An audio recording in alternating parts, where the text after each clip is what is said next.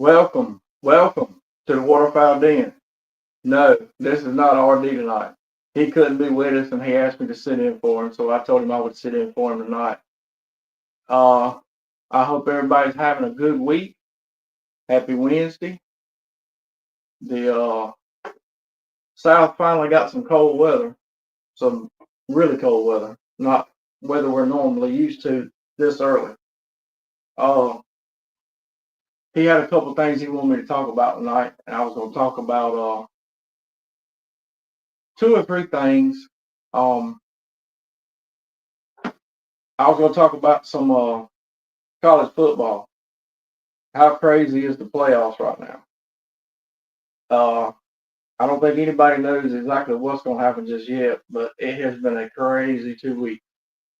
Teams losing that were picked to dominate and didn't think had a chance of losing anything, and they did. We you watch the channel very much, you know that I am a big time Georgia fan, and they're not faring as well as I wanted them to, but let's just hope it gets better. And RD's favorite, they have pulled off a really good football season. Something to really be proud of. But that's gonna get decided here in the next couple of weeks. Who's gonna be in the playoffs? Who ain't gonna be in the playoffs? But it's been a crazy football season so far this year, and we'll see what happens here in the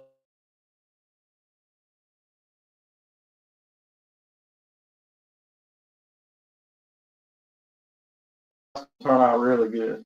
We'll see.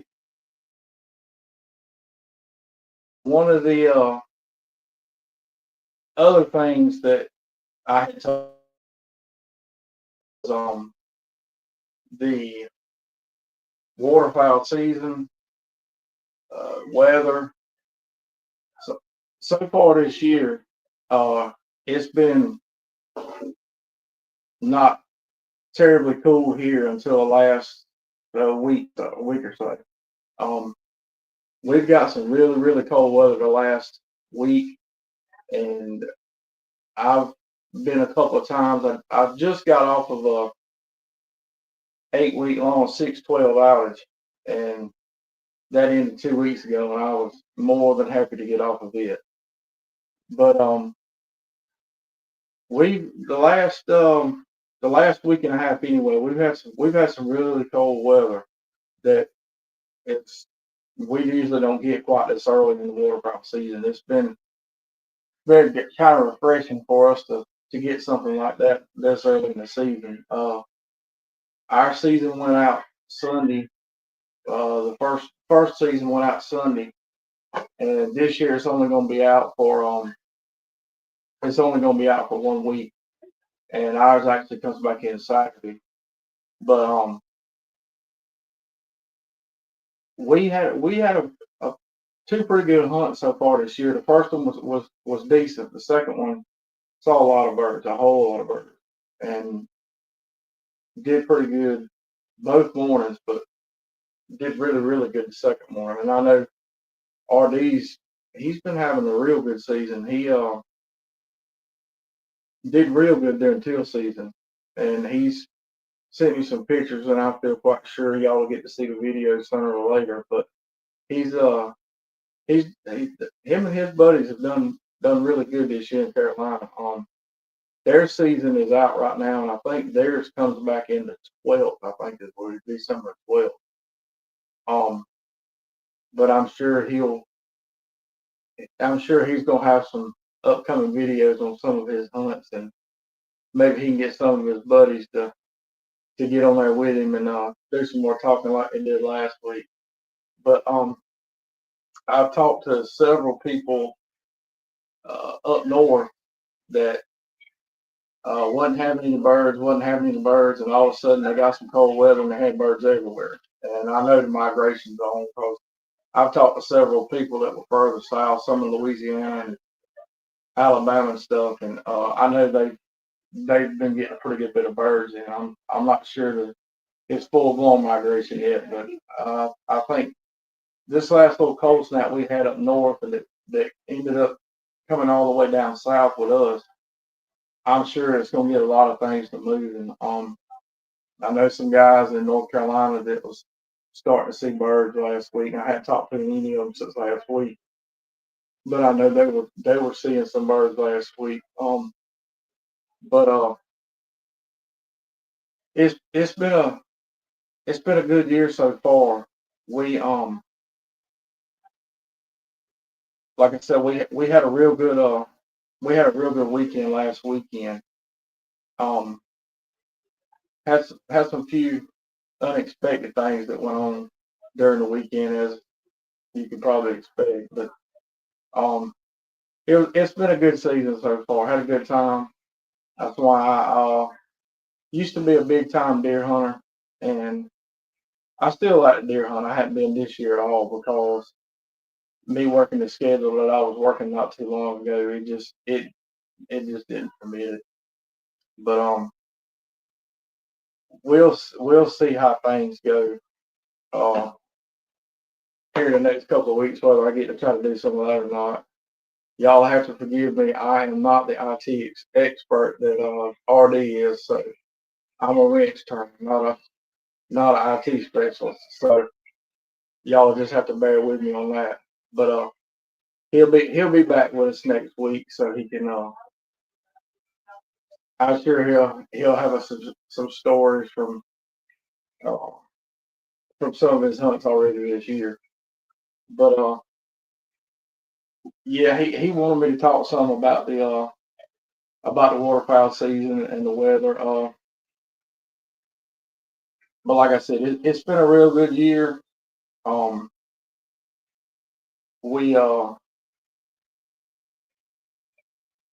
trying to think of how I want to put things to where I'm supposed to put them on here. Uh, but I know a lot of people that's been seeing a lot of birds. I've got a trip coming up to Florida here in the very near future. And talked to the outfitter down there, and they talk like they're home right now. Let's see, today's Wednesday. I think it was last Friday. I think it was Thursday or Friday. We talked to him, and he said that they had them. They were there. The redheads, canvasbacks. Uh, they were doing really good. Bluegills, and but he's like I said, he'll be back next week. I'm having a hard time with it tonight because I'm not the spokesperson he is. So y'all just have to bear with me. I do much better when he's on here with me. So. But but the weather, like I was saying a while ago earlier, the weather has been it's been it's been nice to have it this cold this early. I'm gonna try to do some hunting this weekend. Our season comes back in Saturday, and I'm gonna try to do some hunting this weekend. We've had this morning when I left to go to work, it was 24 degrees this morning, which that's the coldest morning that we've had so far this year. But we've got a lot of water. I mean, a lot of water, which was the problem that we had. Excuse me, Saturday. We saw plenty of birds, but there is plenty of water for them to be in, which is the problem that most everybody that I talk to around here is having. Is there's plenty of birds here already, and when I say birds, most of what we're gonna have here is gonna be wood-billed. We saw a lot of birds Saturday, but like I was saying, there's so much water right now that there's so many places for them to feed, so many places for them to load. Uh, it's not a normal situation this time of year. It's usually still fairly dry here. And what birds we do have, if you have water, and you're generally gonna have a pretty good bit of birds because it's not as many places for them to feed and load. And usually we don't deal with this much water until around Christmas time and then the whole month of January. Usually it's not this this wet this time of year. Um, but hopefully this cold is going to bring some more birds on top of what we already got. I'm sure it probably will. And I can't honestly say that I've ever said this time of the season that we had a problem with water. If we did have a problem with water because we didn't have enough of it, but there's plenty of it right now. And I got to shoot. I got to shoot some of my reloads Saturday, Friday, and Saturday, and really, really tickled with my reload. Um, if that's something you hadn't done, it might be something you want to check into. Not necessarily for because it's not going to save you money. I'm not going to sit here and tell you it is because it's not. It's a good hobby to take up. It's fun. It's even that much more fun when you can kill a bird with something that you loaded yourself, something that a recipe that you came up with, and something that it's your own. And I may or may not toy with some of that when turkey season gets here. I'll have to wait and see. I've got enough of that I could probably hunt the next 10 seasons and not have to reload any shells of that. But I am really, really tickled with my reloads. They cycle good, not a lot of recoil. Um, and I was really tickled with the patterns I was getting when I was putting it on paper. And it's a real good hobby to get into. It can be a little time consuming, but it's really fun. It is to me, and I know RD really enjoys it too. He's a real big buddy and stays on the phone a lot with Keith at Salt Creek. Um, and he's enjoyed it as much as I have. He's a little more into the sport and clays things than what I am. Which I think somewhat kind of got him into it besides the waterfowl. But I'm not really into the sport and clays like what he is. I like shooting them, but he really does a pretty good bit of that in the summertime. But his reloads, I think he's pretty tickled with his too, which he shoots God's gauge is what he calls it. The Lord's gun is what he calls it. Lord's gauge. Um, I'm a little bit older than him. We'll leave it at that. And so I'm in the sub gauge. I'm shooting the 20 gauges. And to be quite honest with you, Friday morning and Saturday morning, uh, mostly Saturday morning, um, me and the two guys were with me, or I was with them. And I was shooting a 20. One of my buddies was shooting a 20, and the other one was shooting a 12. And couldn't tell any difference as far as gauge wise. Which I know they got a larger shot cup than the 12, so they're throwing a little more bismuth or steel or whatever they're throwing. But couldn't really tell the difference as far as that's concerned. But had a real good weekend. Saw a lot of birds. Real optimistic about the rest of the year, especially if we can keep this cold like what we got now. And I think RD's in the same situation with South Carolina. I think they're pretty pleased with it's only gonna get better. And I'm not upset with what I've seen so far. So the rest of the year is only gonna get better as it gets colder and colder up north and stays colder up north. So should turn out to be a, a pretty good season, I'm hoping. We'll see how that goes. I'm planning on uh doing some diver hunting this year, which is something I had never done before. But I'm running out of some private to hunt wood ducks on, so I'm having to resort to some public land, and I'm gonna try to hunt diver some this year. Me and him are planning on if we can get it together sometime between now and the end of the season, trying to get together and getting on a diver hunt together and experiment with that, which I think he's done some diver hunting, but I hadn't done anything. Um, our duck season for us, for the folks most of the folks that I hunt with, is generally hunting here at the house on wood ducks, and then going to Louisiana or Reelfoot or Florida or something like that to go shoot big ducks, because we just we don't have we don't have the big ducks here like what coastal Carolina does, or what, some of North Carolina, stuff like that. We don't really get a whole lot of that. Um, but we're gonna try to get together and do some diver hunting this year, and see if we can master the art of some long lines and see how that goes. And if we don't, we still gonna have a good time, regardless. Which is why I've gotten to where, as I've gotten older, I like duck hunting as good as I do versus how much I used to deer hunt, because it's the camaraderie.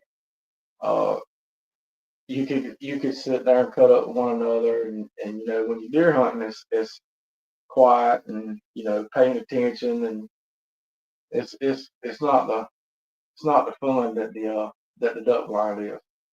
But hopefully in the next couple of weeks anyway, we'll try to get some younger fellows going hunting, and they enjoy it. Hopefully they can kill one. Uh, we'll see how that goes. But like I was saying, I'm real tickled so far with how season's gone. It's been real nice to have some cold weather this early, because most of the time here, Thanksgiving is, if you get 40 degrees, you've done good. And I'd much rather hunt in the cold. I don't deal with it nearly as well as I used to, because I'm not nearly as young as I used to be. But I can deal with it good enough, and the risk is worth the reward as far as the cold. But yeah, he's gonna be back with us next week. He wanted me to try to talk about 30 minutes.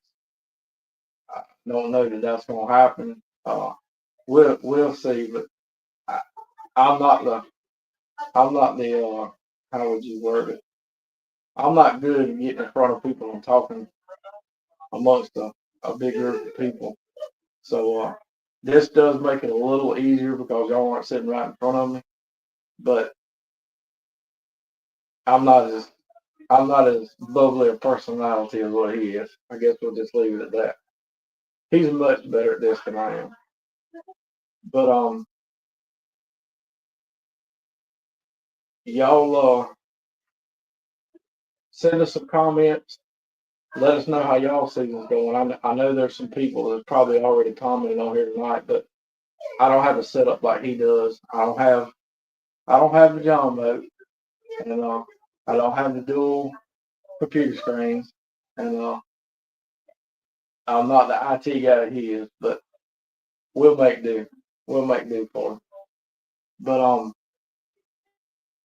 getting back to the reloading stuff, uh, you really should give it. If it's something you think you might be interested in, get with somebody that's already doing it, or get you some reload manuals, some real data. You can go to most any of your reloading manufacturing companies like Ballistic Products or Precision, any of those people like that. They've got booklets. It's You can get in it real deep, or you can just do like what I do. I don't have a lot invested in it. It doesn't have to take a lot for you to do. If you just wanted to reload you some waterfowl loads, or if you just want to reload you some turkey loads. But it's pretty neat hobby. I did it back in the late '80s. It got to where you could reload shells much, much cheaper than what you could buy shells. And shells back then were by far way cheaper. When I was up until I was probably late teens, when you went to a store and bought what they call a case of shotgun shells. It was a 20 box case back then. It wasn't a 10 box case. And I can remember, and I couldn't tell you how old I was when we done this. Probably 13, 14 years old. I remember going and buying a case of shotgun shells with my daddy before dove season came in. And this will probably make a lot of people understand what the price of shells have gone to. But I remember like it was yesterday, that 20 box case of shotgun shells was $84. And that is unheard of nowadays. Most of the time can't get a 10 box case for $84. Not anywhere that I know of anyway. And but back then you could save yourself a lot of money doing it that way. And there wasn't nearly as many people and wasn't as much technology with it as what there is today. Back then, this is how long ago it's been. You could still actually shoot ducks with lead back then. That would have been in probably the early to mid '80s was when you could. I could remember when we first started reloading, and I didn't start reloading myself until probably late '80s, early '90s. But pretty neat hobby. You ought to try to give it a shot and see what you think about it. But it's pretty neat. I kind of like it. I don't like it good as I do squeezing the trigger in a duck hole, but it's it's pretty neat for you to reload your own shells and when you kill a bird with something that you reloaded yourself with your own recipe. It's kind of a rewarding feeling if you do it that way. But like I said, I'm not the talker that RD is, and if he gets a chance to eavesdrop in tonight, I'm sure he's probably rolling right now. But he'll be back next week. But y'all if you're on here, if you know somebody who usually does something with YouTube or something, support this man. He's got a really good thing going here. Does a lot of things for charities. Not a boastful person whatsoever, but a real good person, and has done a lot of good things. Spent a lot of time in North Carolina this year after the hurricane. Lord bless them people, because I know they're still. I don't know if they're gonna go, not completely, but y'all keep them people in your prayers because they really had a rough time. A lot of people, Florida, Georgia, South Carolina, Tennessee, North Carolina. That was something like I had never seen before. But yeah, if you're listening in or got some friends that like to talk hunting and all that kind of stuff, tell them hey man, subscribe to RD's channel. It's free. It don't cost you nothing. Absolutely nothing. You can watch him all his videos. You can watch him on Wednesday nights. He does a live. Talks about a lot of different things, a lot of hunting, a lot of weather, football, like what we've talked about tonight. But go support him, subscribe to him, like it, comment, send comments to him. Got a good thing going on. Real good guy. And me and him met through Brown and shotguns. He was having problems with a Browning, and I was having problems with a Browning, and he ended up referring me to somebody to fix it, and turned out to be a real good fix for the shotgun, and getting a buddy out of the deal at the same time. So you really can't knock that. But him, he's got a good thing going here. He's got some merchandise. You can go on his site. He's got a little bit of merchandise you can buy and help support him, and anything that you can do to help him out. I know he would greatly appreciate it. But I think it's about time we're gonna end it. I've talked almost 30 minutes, so that's not too bad, I guess. Y'all, ever since the beginning of November, since the election, and I'm not gonna get political, but there's a lot of things going on with our government and everything else. Everybody sees it in the news every day. Keep our government and our country in your prayers because we need every bit that we can get.